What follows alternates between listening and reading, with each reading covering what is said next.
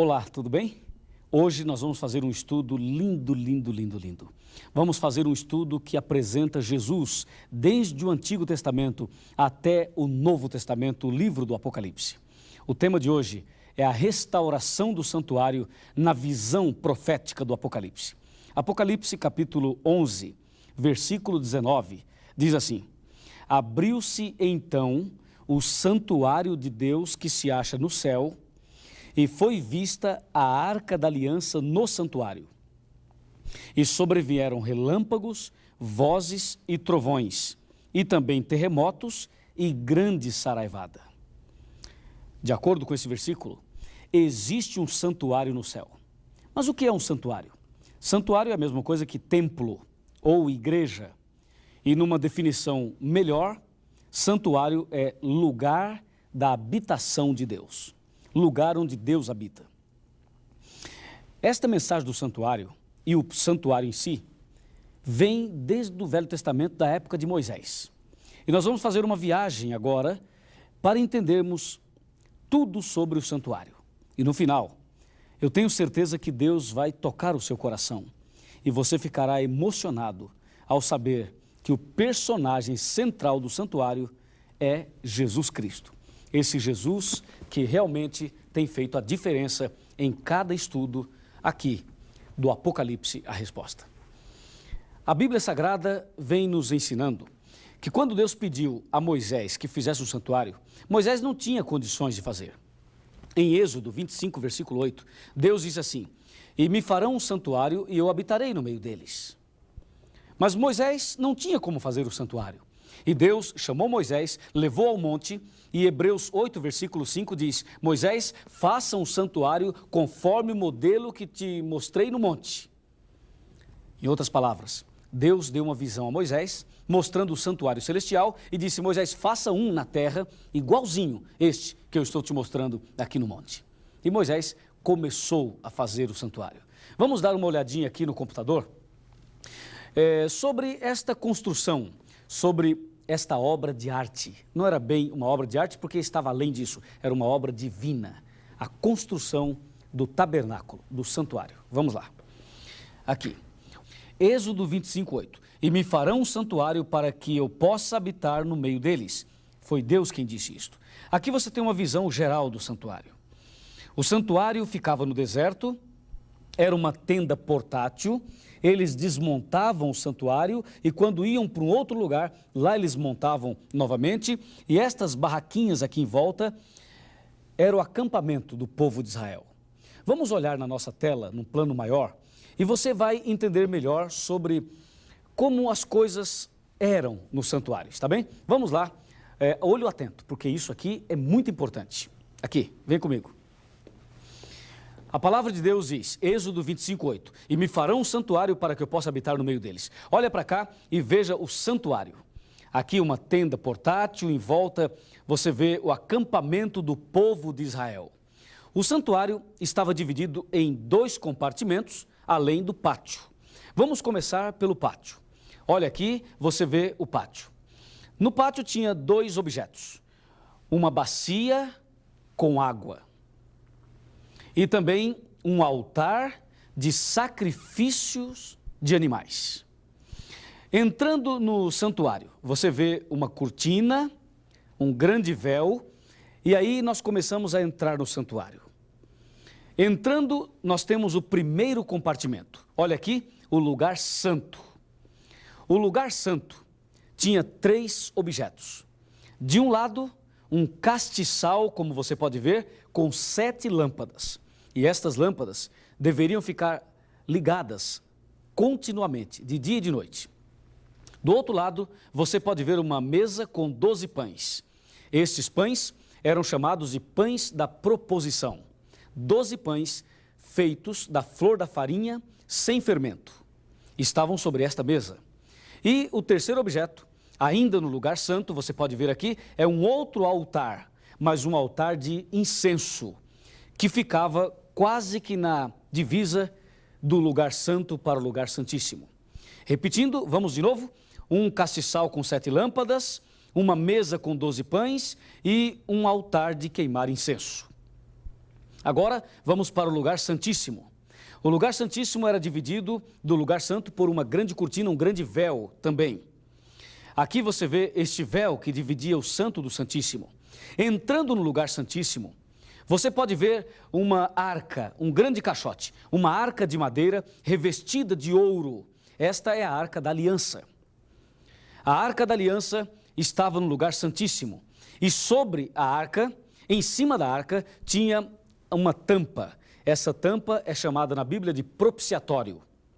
O propiciatório, aquela tampa da arca, tinha 2 anjos, 2 querubins. Assim, olha, como você pode ver as minhas mãos. Um curvado para o outro. Olha aqui, 2 querubins sobre o propiciatório. E dentro desta arca tinha 3 objetos. Tinha a vara de Arão que floresceu, a vara de Arão.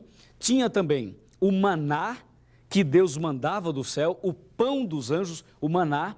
E tinha também, dentro da arca, as 2 tábuas da aliança, as tábuas dos 10 mandamentos, como você pode olhar aqui. Estes são os 3 objetos que estavam dentro da arca da aliança. E assim você tem toda a mobília do santuário. O pátio, o lugar santo e o lugar santíssimo. E agora eu vou explicar a você como funcionava todo o ritual do santuário. É algo incrível como foi que Deus ensinou a Moisés e como funcionava na prática todo o ritual do santuário. Vamos lá para a Bíblia Sagrada, a Palavra de Deus. Aqui, vamos pegar a Bíblia e vamos ver como funcionava o ritual do santuário. Aqui está no livro de Levítico. Vamos abrir a Bíblia no livro de Levítico. Se qualquer pessoa do povo da terra pecar por ignorância, por fazer alguma das coisas que o Senhor ordenou, se não fizessem, e se tornar culpada, ou se o pecado em que ela caiu for notificado, trará por sua oferta uma cabra sem defeito pelo pecado que cometeu.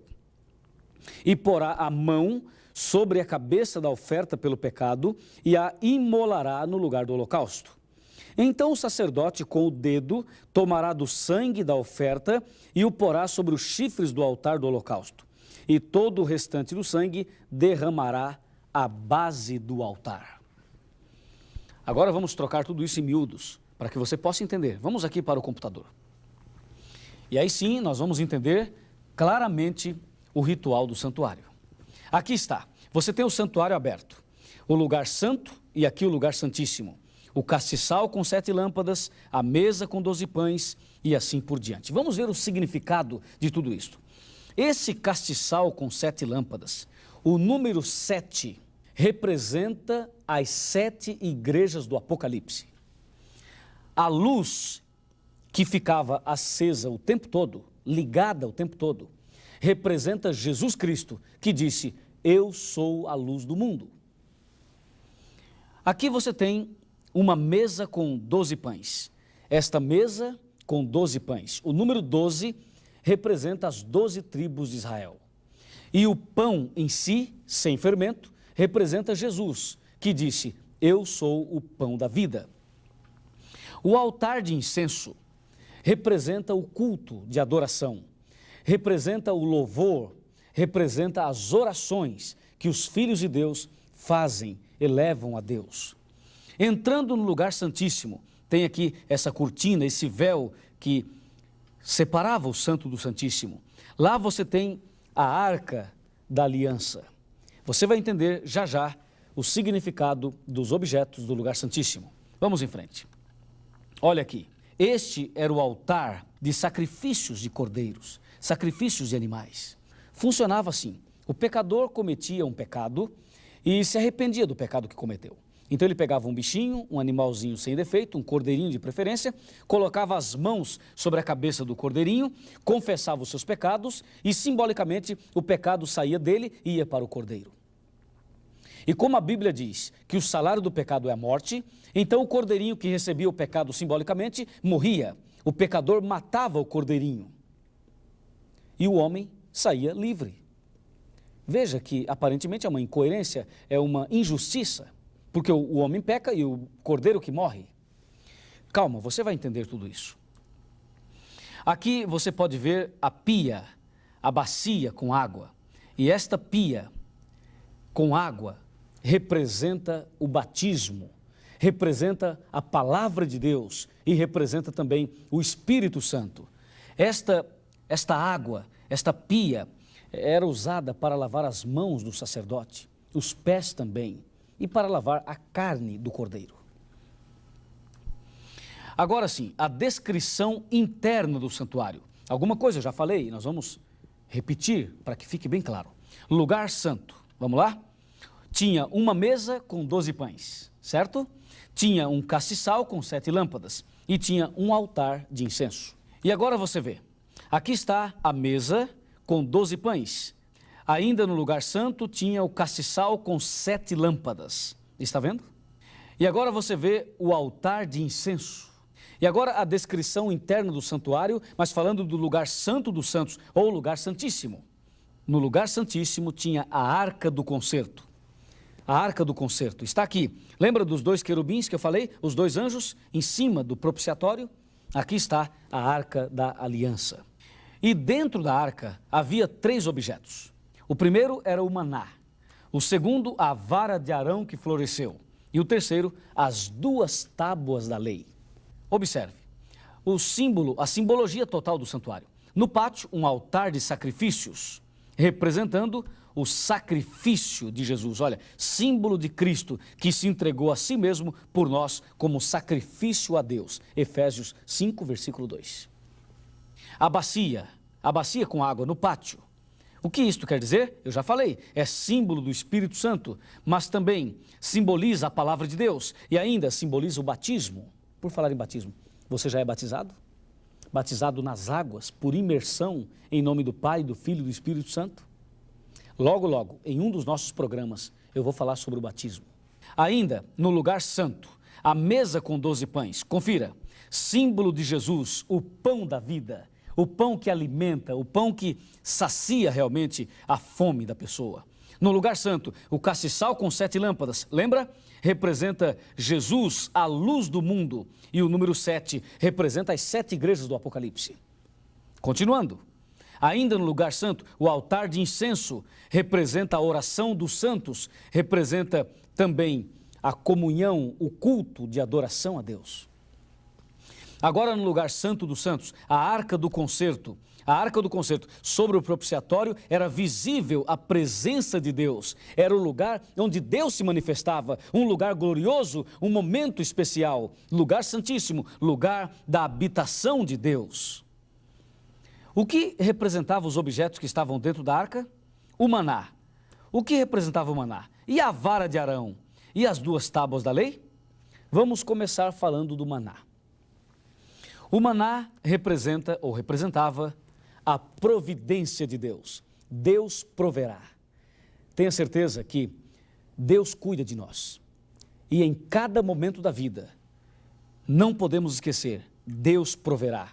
O maná era a providência de Deus. E ainda, a vara de Arão. O que representa a vara de Arão? Representa que Deus está no controle. É Deus que dirige a nossa vida. Não tenha medo.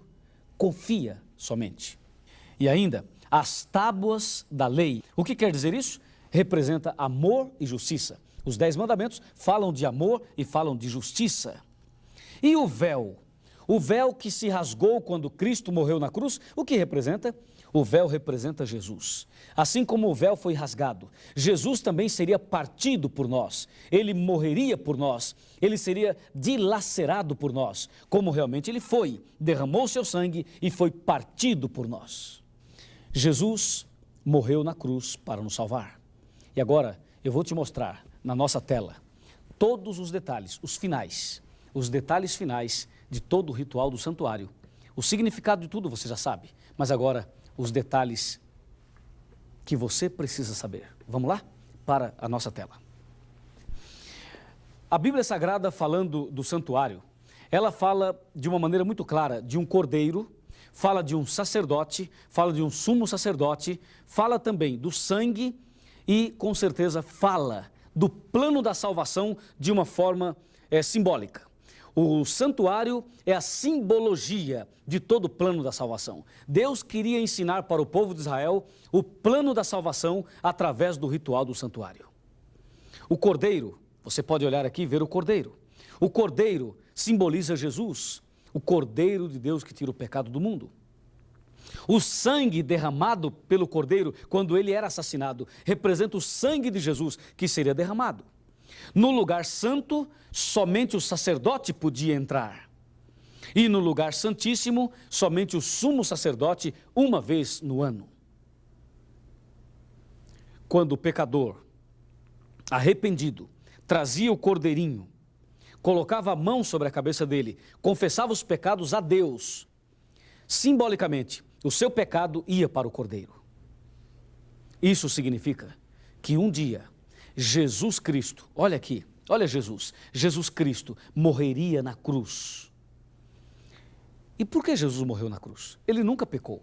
O salário do pecado é a morte, mas ele nunca pecou. Isto quer dizer que o meu pecado, que o seu pecado, foi colocado sobre o Cordeiro de Deus, alguém inocente.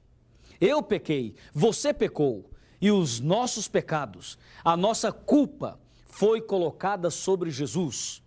E Jesus, que não merecia morrer, levou sobre si os nossos pecados. Assim como o cordeirinho morria no lugar do pecador, Cristo Jesus também morreu no lugar de todos nós pecadores. Foi isso que aconteceu. Esta era a mensagem do santuário. Quando Jesus morreu na cruz, olha aqui, quando ele morreu na cruz, o véu se rasgou, está vendo? O véu se rasgou de alto a baixo. Isso significa que o santuário estava perdendo o seu valor quando Cristo morreu na cruz. E após a sua ressurreição, Jesus subiu aos céus e entrou no lugar santo do santuário celestial. E no ano de 1844, de acordo com a profecia de Daniel 8, verso 14, Jesus passou do lugar santo para o lugar santíssimo. Isso significa que em 1844, Jesus começou a atuar como sumo sacerdote no lugar santíssimo do santuário celestial. E hoje, de acordo com Hebreus 9:24, Jesus é o nosso mediador. Jesus é aquele que intercede por nós. Ele está diante de Deus, fazendo um trabalho de expiação, fazendo um trabalho de restauração, um trabalho de purificação. O santuário terrestre acabou quando Cristo morreu na cruz. E hoje está em vigor o santuário celestial. E Jesus, hoje, é o seu intercessor, o seu mediador.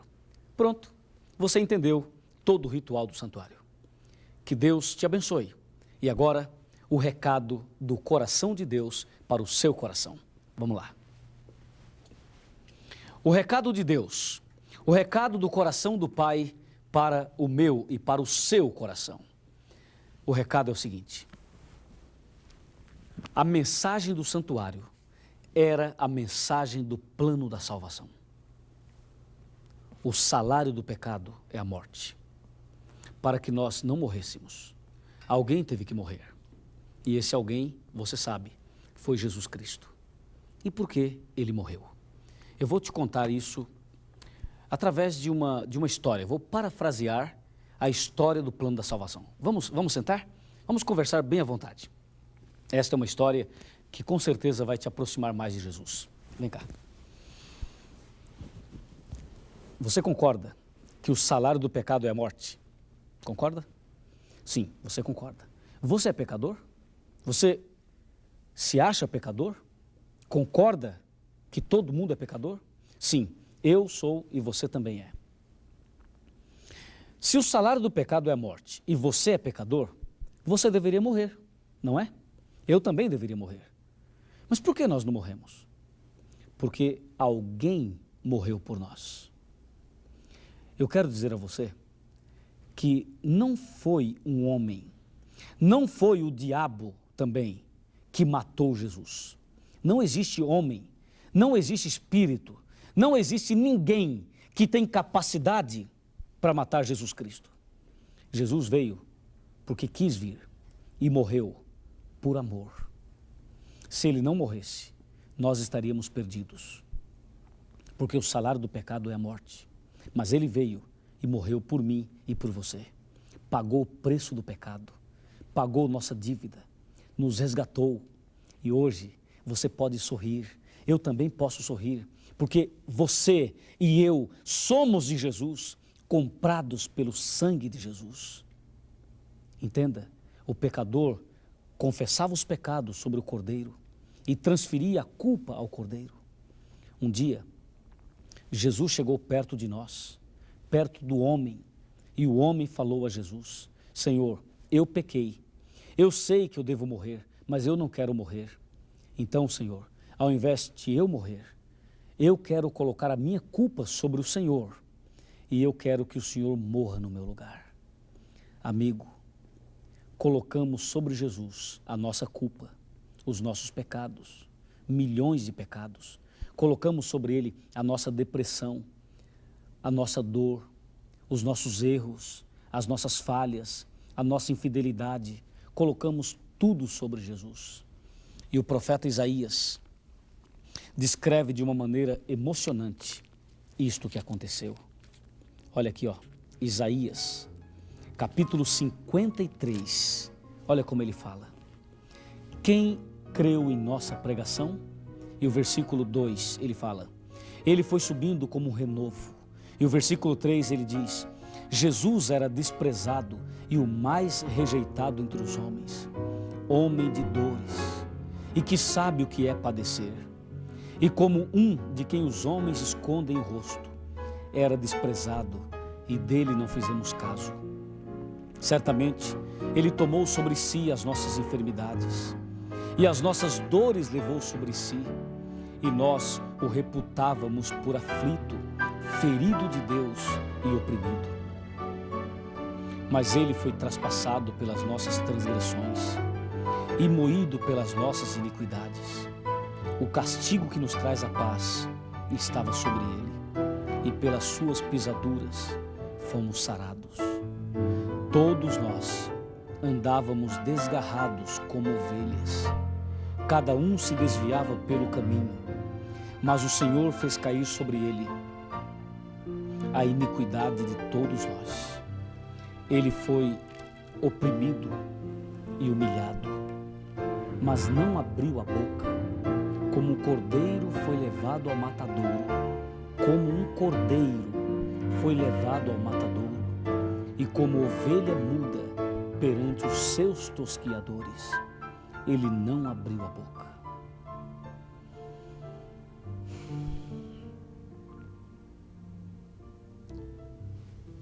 Que sacrifício, que amor, que situação. Jesus, o Cordeiro de Deus, morreu por mim e por você. Vem cá. Olhe bem nos meus olhos. Você teria coragem de não amar alguém que te ama tanto? Você teria coragem de rejeitar alguém que pagou a sua dívida? Você teria coragem de dizer não a alguém que deu a vida, deu sangue por você? O que você deve fazer por ele? Se Jesus deu a vida por você, o mínimo que você deve fazer é dar a sua vida a ele. Quando eu falo desse assunto, vem um nó na minha garganta e dá vontade de chorar, só de pensar no grande sacrifício, no grande amor que Jesus fez e demonstrou por mim na cruz do Calvário. O mínimo que eu quero dizer a Jesus é: Senhor Jesus, a minha vida será tua, é tua. E se eu tivesse 1000 vidas eu daria a Jesus. E você? Qual é a sua decisão? Quer se entregar a Jesus? Quer se batizar naquela água do santuário? Quer nascer de novo? Quer se entregar totalmente a Jesus? Se você quer, eu convido a se ajoelhar comigo e nós vamos falar com Deus. Querido Pai Celestial, obrigado pelo teu grande amor ao mandar aqui, ao enviar aqui Jesus Cristo para morrer por nós. Obrigado, Jesus, pelo sacrifício, pelo sangue derramado. Obrigado, querido Pai, pela salvação. E neste momento, venha com o teu sangue perdoar os pecados de cada um de nós. Venha, Senhor, nesse momento, nos libertar de todo mal e venha abençoar esta pessoa que está acompanhando o estudo da tua palavra. Que o sangue de Jesus possa limpar o coração e a mente desta pessoa. Que ela possa levantar desta oração uma nova criatura e que o sangue de Jesus expulse para bem longe toda a obra do inimigo. É o que te pedimos e te agradecemos em nome de Jesus. Amém.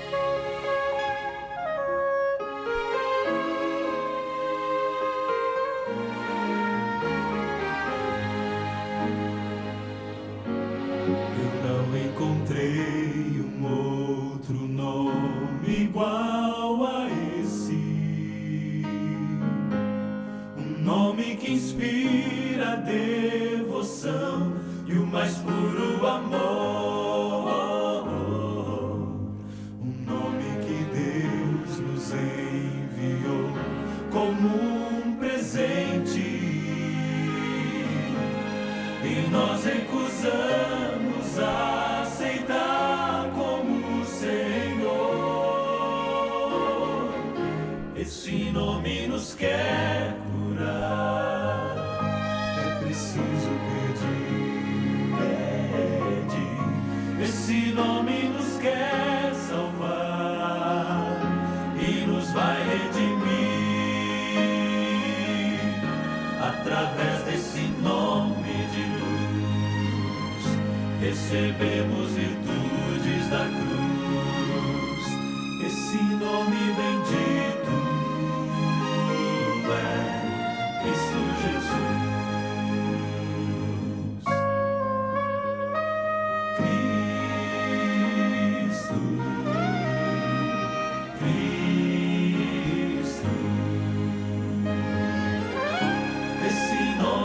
Traz o dom da paz,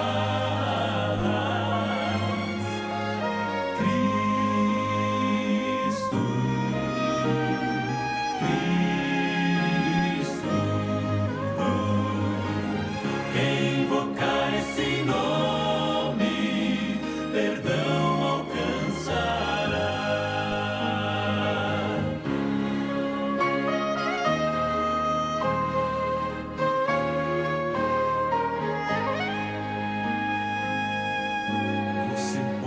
Fingir que não precisa desse nome, ou pode fugir pra não querer desse nome escutar, mas não vai conseguir fazer com que ele te abandone. Esteja onde estiver, o seu amor vai lhe encontrar. Esse nome vai lhe envolver, sem você perceber. Esse nome já lhe escolheu para um novo viver, muito além desse céu tão azul. Há um lugar onde tudo é luz e o centro da glória é Cristo Jesus.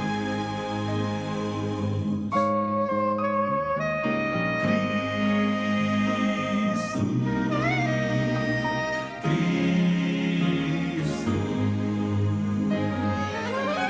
esse nome nos traz o dom da paz. Cristo, Cristo. Quem invocar esse nome, perdão alcançará.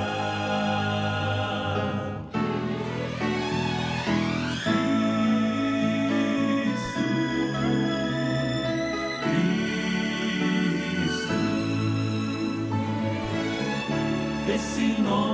traz o dom da paz.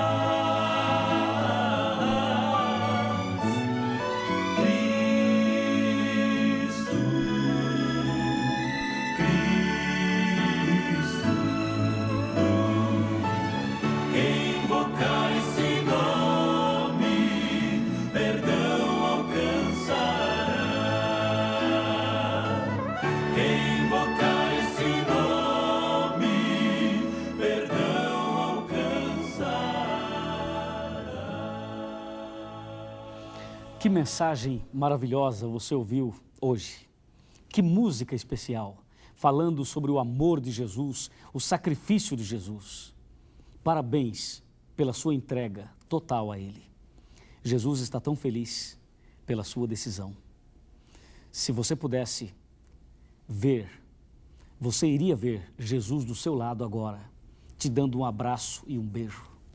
Nunca se esqueça, você é a pessoa mais importante que Jesus tem. Continue firme, estudando a sua palavra. E um dia, você e eu vamos estar no céu, vivendo para sempre com esse Jesus maravilhoso. Parabéns, mais uma vez, pela sua decisão. E agora, eu quero dizer a você que no próximo encontro, a mensagem que você vai ouvir será uma outra bênção especial para o seu coração. Fique com Deus e até lá.